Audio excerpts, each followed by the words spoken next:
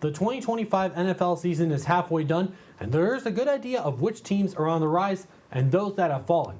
Welcome back to Penn State Sports Night. I'm Owen Klein, and with me are Harlyn, Peña, and Jenna Wissman on a trip back to the NFL stock market. Ladies, there's still the second half of the season to look forward to, so I'd like to know who you two are buying in on to do well in the second half. Harlyn, let's start with you. Well, I am buying in on the Broncos. They are 7-2, leading the AFC West, a division that has been dominated by the Chiefs, and it's really good to see a new face. Their defense is elite. They are holding their opponents to an average of 18 points a game. And it's crazy that they have a pressure rating of 45.6%, as well as an average. They're tied third in the NFL with an average pressure time of only 2.43 seconds, which just shows how good their defense is because they only send 4 men to rush when usually it's 5 men.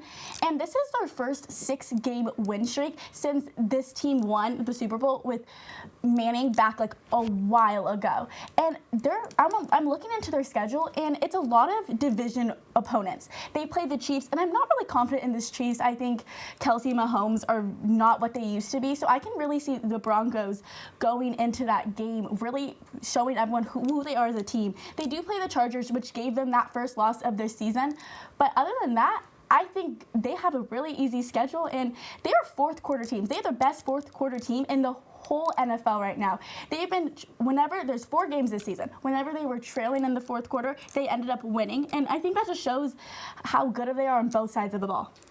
Well, of course, and you mentioned the Chargers giving them that first loss. I don't see him as a threat anymore with Joe Alt's latest high ankle sprain. And also the Chiefs, I am still very confident in them despite them being what they are right now at 5-4. But if the Broncos can win a lot of their games down the stretch, maybe even take a game from the Chiefs, they should win the division and be the first team to win the AFC West that's not named the Chiefs since that Super Bowl victory. Exactly. What about you, Jenna? All I have to say is Howie Roseman, the Philadelphia Eagles. I am obviously buying in on them right now because Howie's doing amazing. They've got Brandon Graham coming back. They just got Jair Alexander and also Jalen Phillips. So that's huge. Howie's making really big moves. But also, the Eagles looked great against the New York Giants. I knew that they couldn't lose to them again. I feel like the NFC East is kind of like that. You lose to a team once, you're not going to let it happen again, especially with Philadelphia. And Jalen Hurts is 6th in the league with completion percentages. That goes to show A.J. Brown, Devontae Smith, Jahan Dotson, Dallas Goedert, he's got weapons, okay? And I think the Eagles team is just so talented, especially with Saquon Barkley as running back. So I think they looked great against the Giants. I think it's the best game they've looked, the best game that they've played the greatest in up to now. And of course, they had a bye week after that, and now they're heading to Green Bay. So I'm really interested to see what they're going to do. I think that'll be a nice little road test, but the Eagles are good. I think they're figuring out like the pieces, how everyone works well together because there is so much talent. But I'm buying the Eagles. And you mentioned Barkley, Jenna. The run blocking improved greatly in that victory against the Giants, and the Eagles also are getting a boost on the pass rush. They traded for Jalen Phillips from the Dolphins, and this Eagles team, they do appear destined to make another deep playoff run. Yeah, definitely. And I also think the key for them is just not letting the noise get to them. I think the media is really big on covering the team. And so as long as they keep what they have going and make sure everyone in the locker room's good, I think they'll be fine. And of course, the Broncos and the Eagles have lots to play for. But what about some teams whose seasons are over and stocks are selling completely? Jenna? The Bengals. Okay, Sunday was definitely rough for Bengals fans.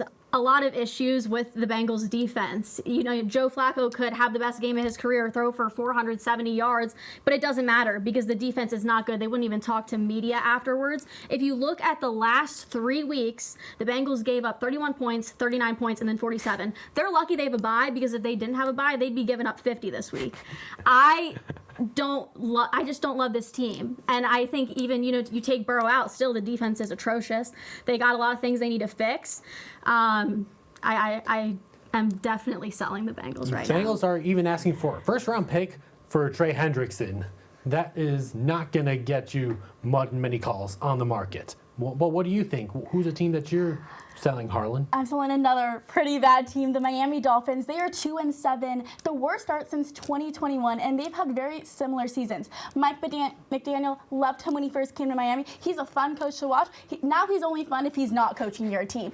I think he needs to leave. Whatever this Miami Dolphins will be in the next couple seasons, it's not with him. He needs to go back to offensive coordinating with whatever team that is. Tua, medically retire. You are one injury away from a tragic ending, and he has 15 touchdowns and 11 interceptions on the season. Those numbers are way too close together. They're almost the same. And yes, Tyreek Hill went down in the beginning of the season. You've had so much time to reevaluate, make this a good team. Jalen Waddle, he's not playing to the best of his ability because as a wide receiver, you have to have a good quarterback. Tua out, Quinn Ewers in, put Jalen Waddle in, and they're one injury away from everything else from being like ending the season early, forfeit the rest of the games. And it's very crazy. And they just fired their GM last Friday. Not only is there miscommunication from the players to each other, from the coaches to the players, there's miscommunication in the back of the house, in these rooms that should be making decisions for the rest of the team. And it's just a mess.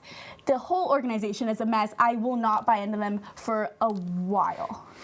Well, the best culture change comes at the top, and as you do say, Harlan, there is a good chance that Tua could be benched, and McDaniel does still have his job, but I don't think he's going to survive the last week of the regular season. He's going to be gone after that, so these two teams we're definitely going to be selling. But what about teams whose stock you're uncertain about and that you're looking to trade? Teams that have shown flashes, but are not ready completely to buy in yet. Harlan, let's start with you. Yes, absolutely. I'm holding out on the Rams. They lead the NFC West 6-2. I know we're going to get into the Seahawks later with the same record, but I'm buying in on this team. I know a lot of people were like, why trade away Cooper Kupp? He did really well when you won that Super Bowl a couple years back. But Devontae Adams came in and proved everyone wrong. This is where he's supposed to be. He leads the league with 8 touchdowns, and then his quarterback playing lights out. Staffy's playing the best ball he has. He leads the league in 21 touchdowns. How do you bet against that? And now Puka, he was injured. He's coming back. Those two together make it very hard on a defense to kind of pick which one they want to double coverage. And Puka, we saw him come back. He was injured. He had the bye week to get rest up. Then he goes. He had 95 yards in the first half alone against the Saints this past Sunday. That is unheard of. Then he went into the locker room with a rib injury. And he came back, and the only reason I'm holding on to him is that ribs don't really heal overnight. He's very injury prone, and I can really see him maybe like if he gets hurt, I don't really see this team kind of like processing as well as they could be. Well, some teams, they decided to be caught napping, like the Packers. Rams weren't one of those teams, and they probably should be 7-1 right now if you go back to that game against the Eagles and reverse it because of that blocked field goal. But enough about LA. Let's go to Jenna. What do you have? Yeah, enough about LA, Harlan. I'm going to have to say that I like what I'm seeing from Seattle. They go into Washington and they absolutely blow out the Commanders that were in the NFC Championship last season.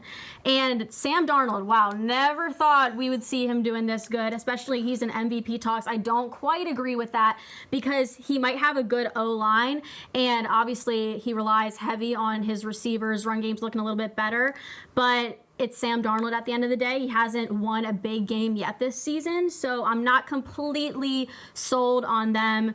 But I do like what I'm seeing, and I think Seattle fans do have a reason to be excited about this team this year.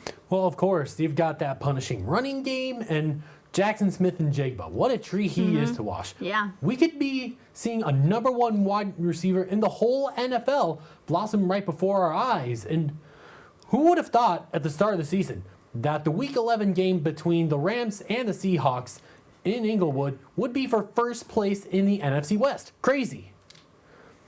And we will indeed see what happens in the second half of the 2025 NFL season as the race for Super Bowl 60 heats up. For Harlyn, Peña, and Jenna Wissman, I'm Owen Klein, and we'll see you next time on Penn State Sports Night. Hey everybody, thanks for tuning into this edition of Penn State Sports Night. For more content like this, be sure to subscribe to our YouTube channel, give us a like, and follow our socials down below. And as always, we are Penn State Sports Night.